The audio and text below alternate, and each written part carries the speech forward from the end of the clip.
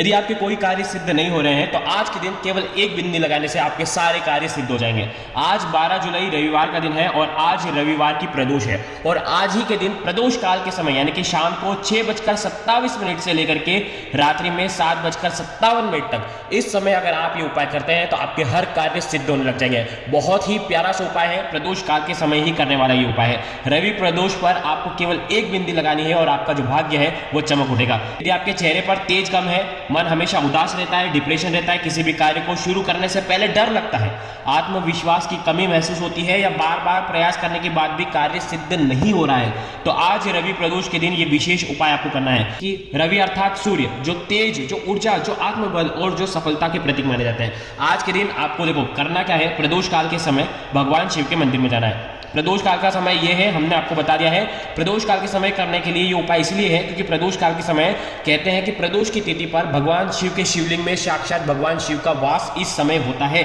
और इसी समय आपको ये दुर्लभ उपाय करना है।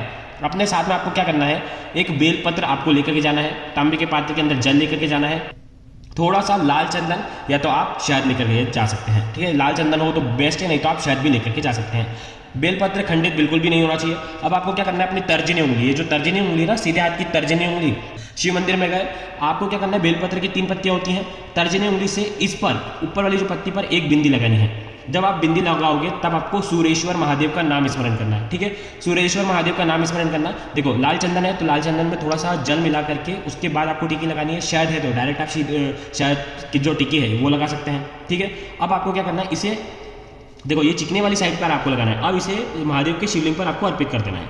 जब अर्पित करोगे कैसे करना है, जो डंडी का जो हिस्सा है वो जलाधारी की तरफ होना चाहिए। ठीक है, और ये जो लाल चंदन वाला जो हिस्सा है वो भगवान शिव के शिवलिंग पर स्पर्श होना चाहिए। समझ में आई आपकी बात। खरदूराज वाला जो हिस्सा है वो ऊपर होना चाहिए और इसी प्रकार से आपको ये अर्पित कर देना है सूर्येश्वर महादेव का स्मरण करते हुए। ठीक है, सूर्येश्वर महादेव। अब आपको क्या करना है, 1 लोटा जल इसी बेलपत्र, जो बेलपत्र आपने शिवलिंग पर अर्पित कराना है, यहीं पर आपको 1 लोटा जल ओम नमः शिवाय का जाप करते हुए और सूर्येश्वर महादेव का स्मरण करते हुए आपको अर्पित कर देना है। ठीक है, जिसे अर्पित करोगे ये जो जल आएगा, ये जल स्वयं के ऊपर छिड़कना।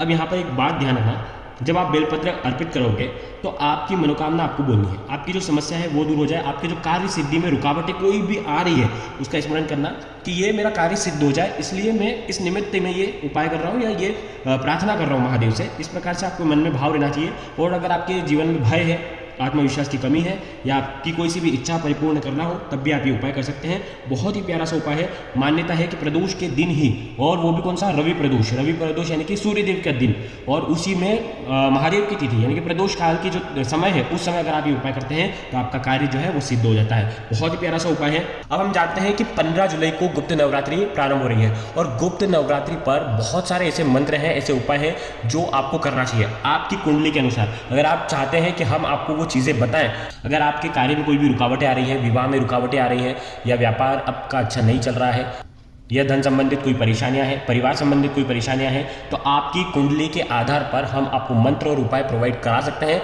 बस आपको मैसेज करना है, हमको कुंडली लिख करके आप मैसेज कर दीजिए। कुंडली का जो भी चार्जेस रहेगा वो आपको बता दिया जाएगा और आपको वो जो उपाय है वो गुप्त नवरात्रि के समय उन 9 दिनों के अंदर ही करना है। गुप्त रूप से किसी को भी बता करके वो उपाय नहीं करना है। बहुत ही प्यारी रेमेडी है और बहुत ही प्यारे दिन आ रहे हैं। गुप्त नवरात्रि में गुप्त साधना आपको करनी है। तो आप अगर चाहते हैं कि हम आपको वो उपाय बताएं तो आप हमें DM कर सकते हैं, आप हमें मैसेज कर दें कुंडली। ठीक है, और हाँ कुंडली। और अगर आपको ये वीडियो अच्छा लगा हो तो कमेंट में हर हर महादेव जरूर लिखें और प्राचीन उपाय चैनल को अभी फॉलो करें।